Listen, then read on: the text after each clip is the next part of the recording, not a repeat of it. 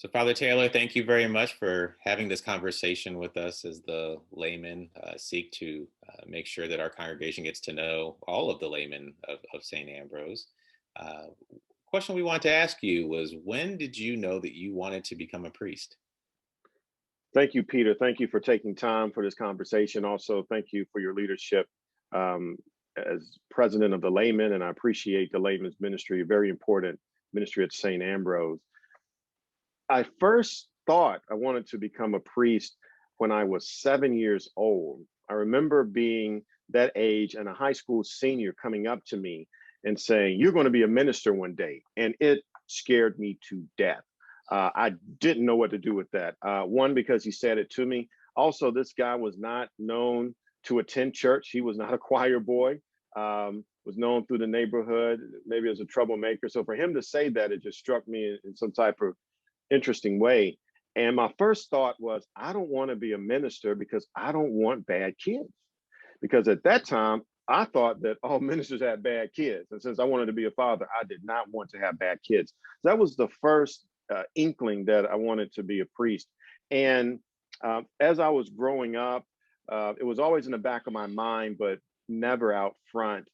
It really became front and foremost when I was working in the corporate world, living in Greenville, South Carolina, and the call of the community, the external call, helped me pay attention to God's internal call. There had always been that call there, but I wasn't really listening to it.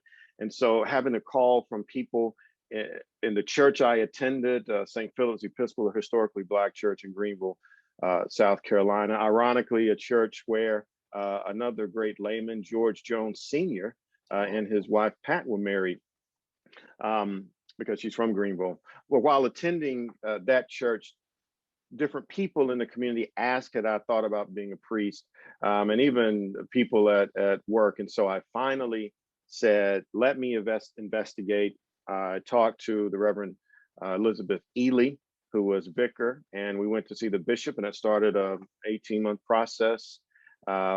And I resigned and then went to seminary in New York City. So I would say the first inkling of the call came when I was 7, but really didn't act on it until after I graduated and was working in the corporate world. I think that's profound that a number of people saw that in you or saw it on you, and that helped to move you in that direction.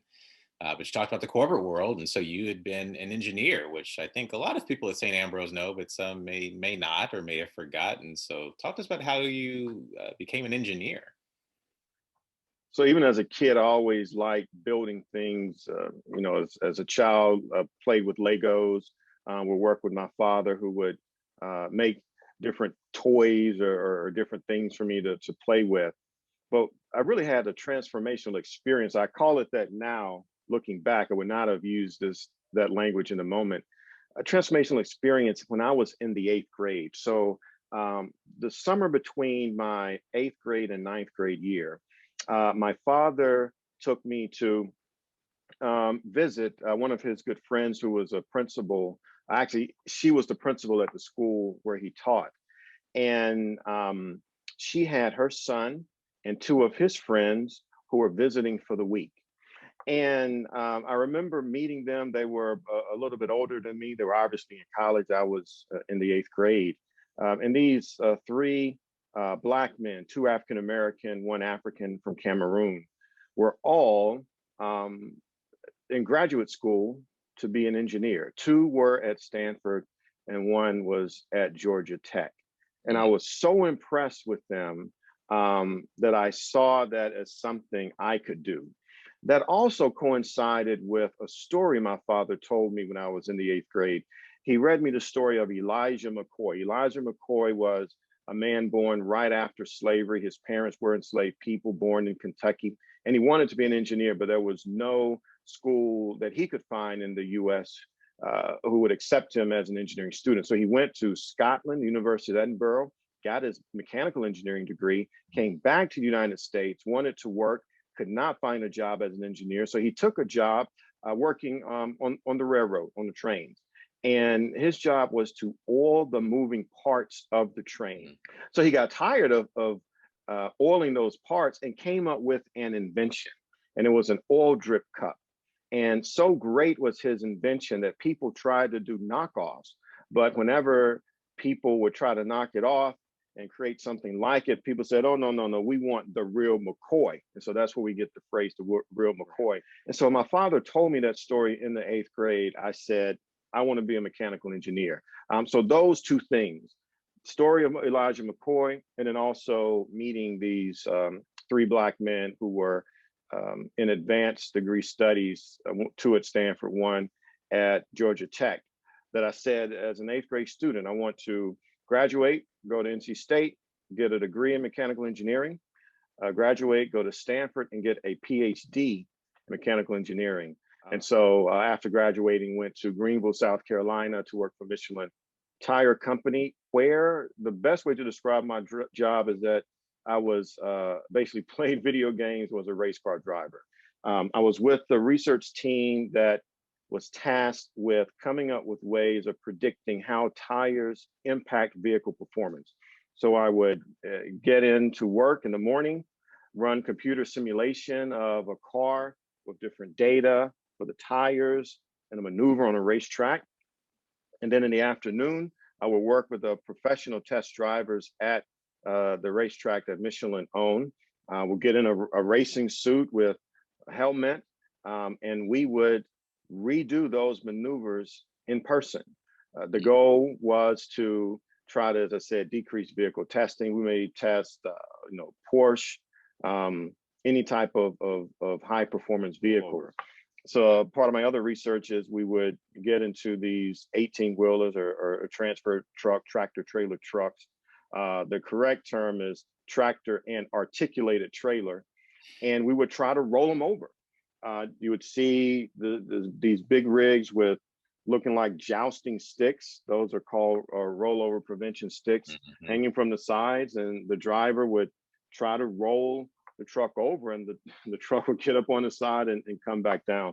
So those were my 2 primary research projects. So talk to us about how that experience has been of help for you as a rector.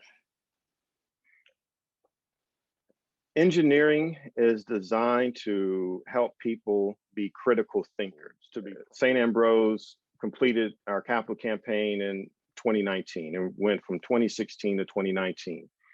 It was very beneficial for me to sit down with architects and engineers dressed in a collar, for them to roll out blueprints or to show something on a computer screen, and for me to speak intelligibly on the topic.